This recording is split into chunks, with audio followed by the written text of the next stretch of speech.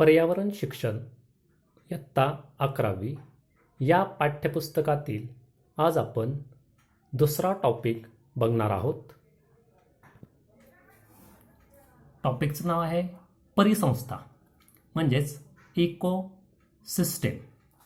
यामध्ये परिस्थितिकेची व्याप्ती, परिसंस्थेची रचना व कार्य, परिसंस्थेचे प्रकार, परिसंस्थेची गतिशीलता, परिसंस्थेच्या सेवा, प्रजातींचे परस्पर अवलंबन व आंतरसंबंध, परिस्थितिकीय उन्नत अनुक्रम हे पॉईंट आपण बघणार आहोत.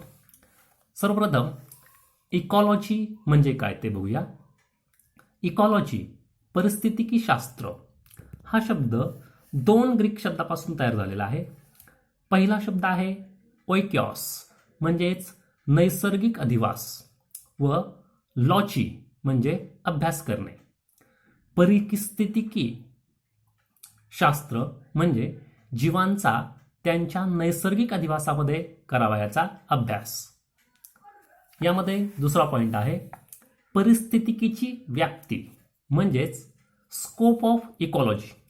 याच्यामध्ये सजीव आणि त्यांच्या सभोवताली असणारे पर्यावरण यांच्यातील परस्पर संबंध काय आहे, त्यांच्यामध्ये काय प्रक्रिया होतात, या सर्वांचा अभ्यास केला जातो. यापासून आपणास काय मिळते तर बघा, एखाद्या विशिष्ट प्रदेशातील विशिष्ट वनस्पती किंवा विविध प्राण्यांच्या क्रियांचा अर्थ समजण्यासाठी या परिस्थितिकीचा उपयोग केला जातो. दुसरं, एखाद्या भागातील जीवसमूह म्हणजेच वनस्पती किंवा प्राणी सहज ओळखता येतात. त्याचसोबत हवा, पाणी, माती, वन्यजीव इत्यादींच्या योग्य संवर्धनासाठी परिस्थितिकीची समज उपयोगी पडते.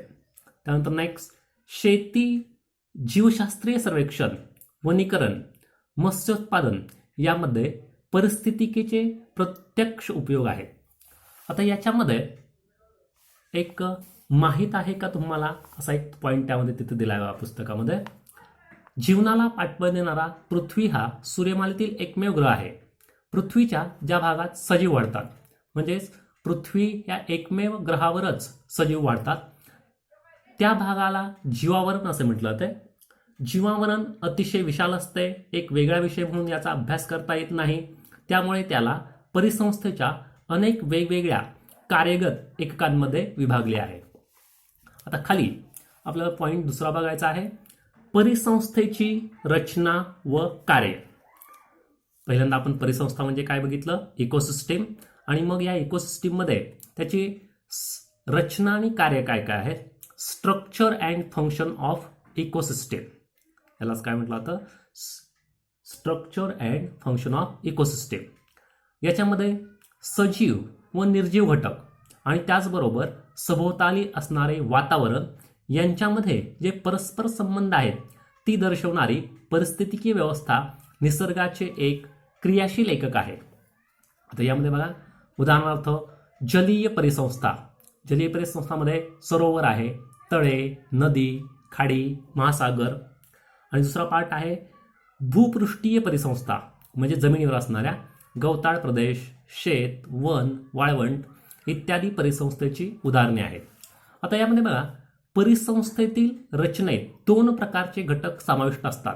एक बघा अजैविक घटक, त्यांनाच अबायोटिक कॉम्पोनंट असं म्हटलं जातं, आणि दुसरे आहेत जैविक घटक, त्यांनाच बायोटिक कॉम्पोनंट असं म्हटलं जातं. म्हणजे इकोसिस्टीमचे दोन घटक आहेत, एक अजैविक आणि दुसरे जैविक. म्हणजे अजैविकमध्ये अबायोटिकमध्ये निर्जीव घटक येतात आणि बायोटिकमध्ये सजीव घटक येतात. आता यामध्ये बघा पहिले अजैविक बघूया आपण. त्यामध्ये बघा भौमितीय घटक, त्यामध्ये बघा फिजिकल फॅक्टर, तापमान, टेम्परेचर, हवेतील आर्द्रता, प्रकाश, वातावरणीय दाब, असेंद्रिय पदार्थ, जल, ऑक्सिजन, कार्बन डायऑक्साईड, नायट्रोजन. त्यानंतर सेंद्रिय पदार्थ, प्रथिने, कर्बोदके, स्निग्ध पदार्थ हे येतात. आणि जे जैविक घटक आहेत ज्याला आपण बायोटिक कॉम्पोनंट असं म्हणतो, त्यामध्ये बघा उत्पादक, प्रोड्युसर, हिरव्या वनस्पती, भक्षक आणि विघटक, सूक्ष्मजीव हे घटक येतात. म्हणजेच हे सर्व परिसंस्थेचे घटक आहेत. परिसंस्थेचे किती घटक आहेत? दोन. एक आहेत ते अजैविक घटक आणि दुसरे जैविक घटक. त्यातील बघा पहिल्यांदा आपण अजैविक घटक म्हणजेच निर्जीव अबायोटिक कॉम्पोनंट हे बघूया. या अबायोटिक कॉम्पोनंटमध्येच 3 प्रकारचे असतात. त्यामध्ये पहिला आहे भौतिक घटक, ज्याच्यामध्ये सूर्यप्रकाश, तापमान, पर्जन्यमान, हवेतील आर्द्रता, वातावरणीय दाब, परिसंस्थेतील सजीवाची संख्या हे घटक मर्यादित ठेवतात. दुसरे घटक आहेत बघा असेंद्रिय पदार्थ, त्यालाच इनऑर्गॅनिक कंपाऊंड असं म्हटलं जातं, ज्याच्यामध्ये कार्बन डायऑक्साईड, नायट्रोजन, प्राणवायू म्हणजे ऑक्सिजन, फॉस्फरस, गंधक, पाणी, माती, खडक व अन्य खनिजे हे घटक येतात. सेंद्रिय घटक किंवा सेंद्रिय संयुगे, त्यालाच ऑर्गॅनिक कंपाऊंड असं म्हटलं जातं, ज्याच्यामध्ये कार्बोहायड्रेट, प्रथिने, स्निग्ध पदार्थ, सजीव घटकांचे मुख्य आधार असतात.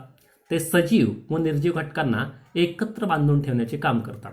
म्हणजे हे सगळे झाले अजैविक घटक म्हणजेच अबायोटिक कॉम्पोनंट. आपण काय बघतोय तर इकॉलॉजी किंवा इकोसिस्टीम, या इकोसिस्टीममध्ये असणारे घटक, त्यातले पहिले आहेत ते अजैविक घटक. दुसरे बघा जैविक घटक, त्यालाच बायोटिक कॉम्पोनंट असं म्हटलं जातं, ज्याच्यामध्ये उत्पादक पहिला घटक आहे, त्यांनाच प्रोड्युसर असं म्हटलं जातं. आणि जैविक घटक हे कसे असतात, सजीव असतात. उत्पादकमध्ये बघा हरित वनस्पती प्रकाश संश्लेषणाद्वारे परिस्थितीसाठी अन्न तयार करते. म्हणजे वनस्पती प्रकाश संश्लेषण क्रिया करतात आणि स्वतः अन्न तयार करतात.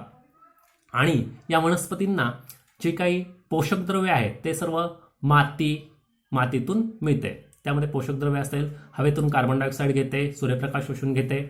त्यानंतर दुसरा कॉम्पोनंट आहे भक्षक, ज्यांना कंझ्युमर असं म्हटलं जातं.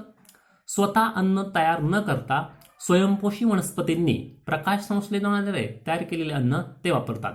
म्हणजे वनस्पतींनी तयार केलेले जे काय अन्न आहे ते हे वापरतात आणि त्याच्यावर ते जगतात. या भक्षकामध्ये 3 प्रकार तुम्हाला बघायला मिळतात. शाकाहारी भक्षक हे वनस्पती खाऊन जगतात, उदाहरणार्थ गाय, हरिण, ससा इत्यादी, म्हणजे हे सर्व शाकाहारी आहेत. दुसरा आहे मांसाहारी भक्षक, हे प्राणी इतर प्राण्यांना खातात, उदाहरणार्थ सिंह, कुत्रा, मांजर इत्यादी. नेक्स्ट आहेत बघा सर्वभक्षक. सर्वभक्षक सजीव वनस्पती, प्राणी दोन्ही खाऊन जगतात, उदाहरणार्थ माणूस, डुक्कर, कावळा इत्यादी. म्हणजे हे दोन्ही मांसाहारी पण आहेत आणि शाकाहारी पण आहेत. तिसरा जो घटक आहे तो आहे विघटक, यांनाच डिकॉम्पोजर असं म्हटलं जातं. विघटक हे जीव, सजीव प्राणी आणि वनस्पती यांच्या मृत्यूनंतर त्यांच्या शरीरातील मूलद्रव्ये व संयुगाचे विघटन करतात. आणि मग हे विघटन करताना त्यांनाच आपण काय म्हणतो डिकॉम्पोजर्स. म्हणजे जे सर्व जे काही मायक्रो ऑर्गॅनिझम्स आहेत ते मायक्रो ऑर्गॅनिझम्स त्यांच्या शरीरामध्ये वेगवेगळ्या प्रकारचे एन्झाईम असतात. ते मृत प्राणी आणि वनस्पती यांच्यावर प्रक्रिया करतात आणि त्यांच्यामध्ये मेटाबॉलिझम होतं. पोषक द्रव्याचे चयीकरण करण्यात ते महत्त्वाची भूमिका बजावतात. त्यांना मृतोपजीवी असं म्हटलं जातं. म्हणजे जे मेलेल्या जे काही वनस्पती असतील किंवा प्राणी असतील त्यांच्यावर ते जगतात. आता पुढचा पार्ट आहे बघा परिसंस्थेची कार्य, फंक्शन्स ऑफ इकोसिस्टीम. पहिला आहे अन्न साखळीद्वारा ऊर्जा वहन करणे. दुसरा पोषण मूल्याचे चक्रीकरण. तिसरा परिस्थितिकीय उन्नत अनुक्रम व परिसंस्थेचा विकास करणे, ज्याच्यामध्ये तळे, सरोवर, कुरणे, दलदलीची जमीन, गवताळ प्रदेश, वाळवंट ही नैसर्गिक परिसंस्थेची उदाहरणे आहेत. आपल्यापैकी अनेक जणांनी मत्स्यालय, बगीचा किंवा शेती पाहिली असेल. ही मानवनिर्मित परिसंस्थेची उदाहरणे आहेत. आता पुढील पाठामध्ये आपण परिसंस्थेचे प्रकार बघूया पुढील व्हिडिओमध्ये.